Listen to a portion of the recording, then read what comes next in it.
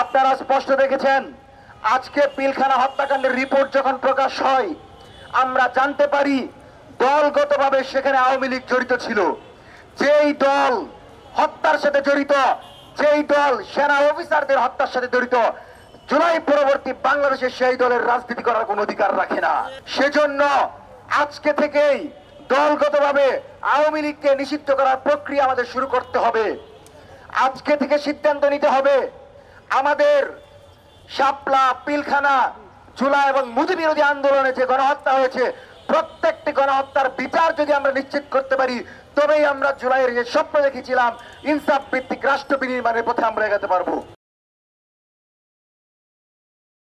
আপনারা জানেন যে আওয়ামী লীগ ভারতের মদতপুষ্টতায়, ভারতের পরামর্শে বাংলাদেশের স্বাধীনতা, সার্বভৌমত্বের অতন্ত্র প্রহরী, আমাদের সামরিক বাহিনী এবং দেশকে যারা ভালোবাসে তাদেরকে ধ্বংস করার লক্ষ্যে পিলখানা হত্যাকাণ্ড ঘটিয়েছিল। এবং আমরা স্পষ্ট দেখেছি আওয়ামী লীগ, শেখ হাসিনা এবং ছাত্রলীগের নির্দিষ্ট নাটকের মাধ্যমে এই হত্যাকাণ্ডকে বৈধতা দেওয়ার চেষ্টা করা হয়েছে। আমরা দেখেছি সারা খাতুনের মতো আওয়ামী অপশক্তিরা সেখানে ঢুকে অফিসারদের পরিবারের সাথে কথা না বলে শুধুমাত্র মিডিয়ার সামনে ন্যাকামি করে এই হত্যাকাণ্ড পরিকল্পিতভাবে ঘটিয়েছে। আপনারা স্পষ্ট দেখেছেন আজকে পিলখানা হত্যাকাণ্ডের রিপোর্ট যখন প্রকাশ হয় আমরা জানতে পারি দলগতভাবে সেখানে আওয়ামী লীগ জড়িত ছিল। যেই দল হত্যার সাথে জড়িত, যেই দল সেনা অফিসারদের হত্যার সাথে জড়িত, জুলাই পরবর্তী বাংলাদেশে সেই দলের রাজনীতি করার কোনো অধিকার রাখে না। সেজন্য আজকে থেকেই দলগতভাবে আওয়ামী লীগকে নিষিদ্ধ করার প্রক্রিয়া আমাদের শুরু করতে হবে। আজকে থেকে সিদ্ধান্ত নিতে হবে আমাদের শাপলা, পিলখানা, জুলাই এবং মুজি বিরোধী আন্দোলনে যে গণহত্যা হয়েছে প্রত্যেকটি গণহত্যার বিচার যদি আমরা নিশ্চিত করতে পারি তবেই আমরা জুলাইয়ের যে স্বপ্ন দেখেছিলাম ইনসাফ ভিত্তিক রাষ্ট্র বিনির্মাণের পথে আমরা এগাতে পারবো।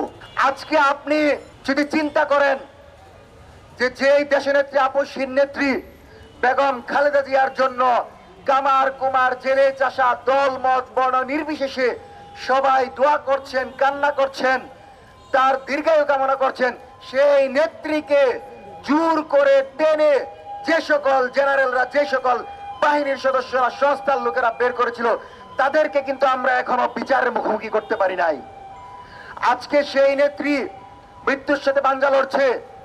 আমরা স্পষ্টভাবে বলছি দেশনেত্রী বেগম খালেদা জিয়াকে যারা সেদিন তার সেই স্মৃতি বিজড়িত জায়গা থেকে, স্মৃতি বিজড়িত যে ঘর ছিল সেখান থেকে বের করেছে তাদেরকেও বিচারের মুখোমুখি করতে হবে।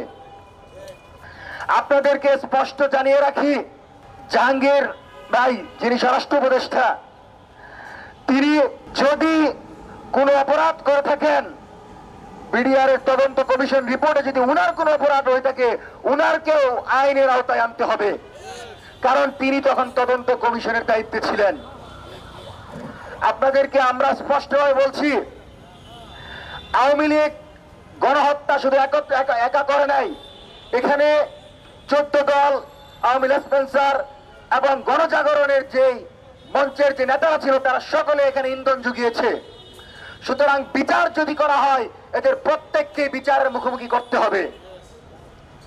আপনাদের যথার্থে জানিয়ে রাখি 6ই ডিসেম্বর আমরা জুলাইয়ের শক্তিগুলোকে নিয়ে বাকশালী মুজিববাদী 14 দলের বিচারের দাবিতে জাতীয় প্রেস ক্লাবের সামনে গণসমাবেশের ঘোষণা করছি।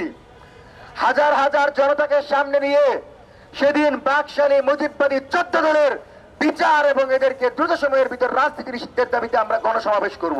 এবং সময়টা হলো দুপুর 12টা থেকে বিকাল 4টা পর্যন্ত প্রেস ক্লাব ছাত্র জনতার দখলে থাকবে ইনশাআল্লাহ। আপনাদেরকে জানিয়ে রাখি পিলখানার বিচারের জন্য পিলখানার স্বাধীন কমিশন, বিডিআর কমিশন যে রিপোর্ট প্রকাশ করেছে সেই রিপোর্ট শুধু ডক্টর ইউনূসের জন্য না, সেই রিপোর্টে দেশের কামার কুমার, জেলে চাষারাও দেখতে চায় গুম কমিশনের রিপোর্টের মতো সেই রিপোর্ট যেন জনসম্মুখে প্রকাশ করা হয়। আমরা যেন জানতে পারি সেখানে তাপসের ভূমিকা কি ছিল, আমরা যেন জানতে পারি সেখানে হাসিনার ভূমিকা কি ছিল, আমরা যেন জানতে পারি সোহেল তাজের ভূমিকা কি ছিল। এদের প্রত্যেকের ভূমিকা জানতে চাই, প্রত্যেককে বিচারের মুখোমুখি করতে চাই।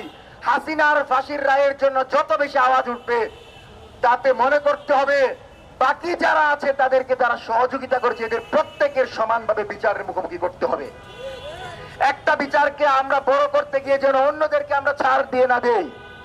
এবং স্পষ্টভাবে বলছি, জুলাই পিলখানা এবং মুজিবের আন্দোলন এবং শাপলা গণহত্যার বিচার ছাড়া ২৬ সালে বাংলাদেশে কোনো নির্বাচন হতে দেওয়া হবে না।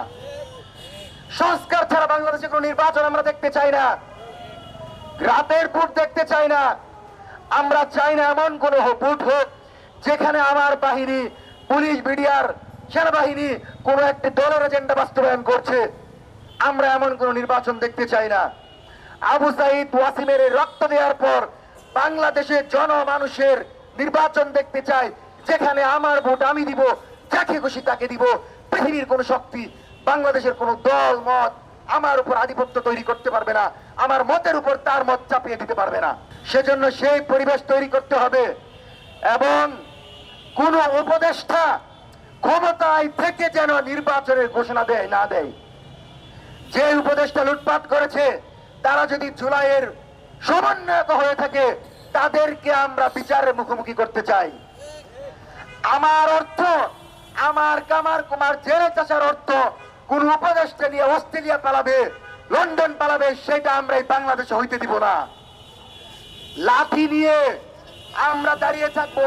প্রত্যেকটা উপদেষ্টাকে এই ক্ষমতায় থাকাকালীন যে করাপশন করেছে, ক্ষমতায় থাকাকালীন যে উপার্জন করেছে তার প্রত্যেকের হিসাব দিয়ে তারপর তাদের ক্ষমতা থেকে চাইতে হবে। এবং অন্তর্বর্তীকালীন সরকারের দায়িত্বে থাকাকালীন কোন উপদেষ্টা নির্বাচনের ঘোষণা দিতে পারে না। তারা বলেছিল তারা জুলাইকে বিক্রি করবে না, কিন্তু শুধুমাত্র মুক্তি পাওয়ার লক্ষ্যে যেন তাদের বিচার না হয় সেজন্য জুলাই কেন্দ্রিক জোটের বিপক্ষে আসিফ মাহমুদ সজীব ভুইয়ার অবস্থান নিচ্ছে। বই করার কিছু নাই। আমরা আমাদের জীবনের পরোয়া করি না। আমরা শুধু মনে করি এই বাংলাদেশে ইনসাফ কায়েমের লক্ষ্যে যদি আবারও জীবন দিতে হয়, আবারও আবু সাইদের মতো আমাদেরকে বুক চেতিয়ে দাঁড়াইতে হয়, তবু আমরা দাঁড়াতে চাই। কিন্তু ইনসাফের সাথে কোনো কম্প্রোমাইজ আমরা করতে চাই না। এবং স্পষ্টভাবে বলছি, সেনাবাহিনী আমাদের অংশ, বিডিআর আমাদের অংশ, পুলিশ আমাদের অংশ। কিন্তু তাদের মাঝে যারা কোলাঙ্গার, যারা খুনি, যারা ভারতের দালাল, রয়ের দালাল, তাদেরকে কোনো জায়গা আমরা আমাদের এই জমিনে দিব না। ভূত পবিত্র এই জমিনে আমরা জুলাইয়ের আলোকে, প্রিয় বাংলাদেশকে আমরা ইনসাফের আলোকে সাজাতে চাই। সেজন্য আমরা কর্মসূচি ঘোষণা করছি। বাকশালী মুজিববাদী 14 দলের বিচারের দাবিতে যে গণসমাবেশ, সেই গণসমাবেশ 12টা থেকে 4টা পর্যন্ত প্রেস ক্লাব ছাত্র জনতার দখলে থাকবে। স্লোগান হবে একটা, ইনকিলাব ইনকিলাব, জিন্দাবাদ জিন্দাবাদ, মুজিববাদ মুজিববাদ, মুর্দাবাদ মুর্দাবাদ। দ্বিতীয়ত, অতি দ্রুত সময়ের ভিতর যদি এই সকল সেনাবাহিনীর যে সকল কর্মকর্তা জড়িত ছিল, জেনারেল জড়িত ছিল, বেসামরিক যদি কোনো ব্যক্তি জড়িত থাকে এবং রাজনৈতিক দলের যারাই জড়িত ছিল তাদেরকে যদি অতি দ্রুত বিচারের আওতায় না আনা হয়, রাজপথে আবার কিন্তু জুলাই নেমে আসবে ইনশাআল্লাহ। changetv.press, এক ফোঁটা হলুদও নেই।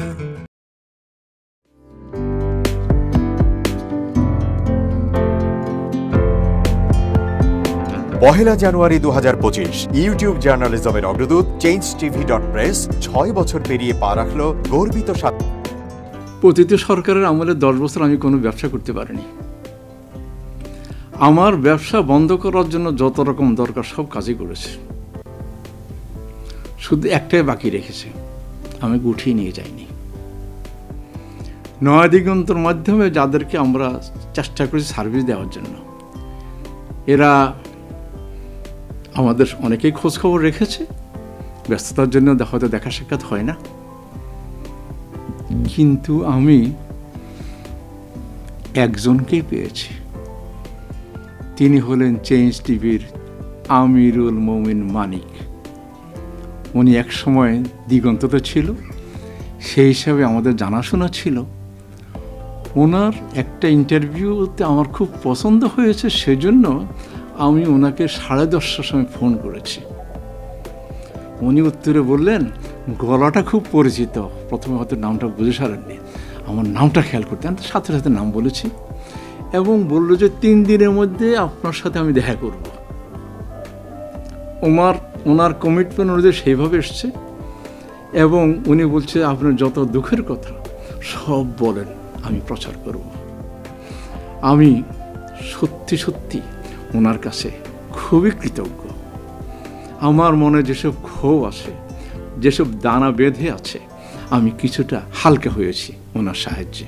আমি চেঞ্জ টিভির উত্তরোত্তর সমৃদ্ধি কামনা করি এবং ভবিষ্যতে যেন আমার মতো একজন নাম না জানা লোককে চেঞ্জ টিভির সামনে এনে তাকে যেন উদ্বুদ্ধ করে। changeTV.press, এক ফোঁটা হলুদ নেই।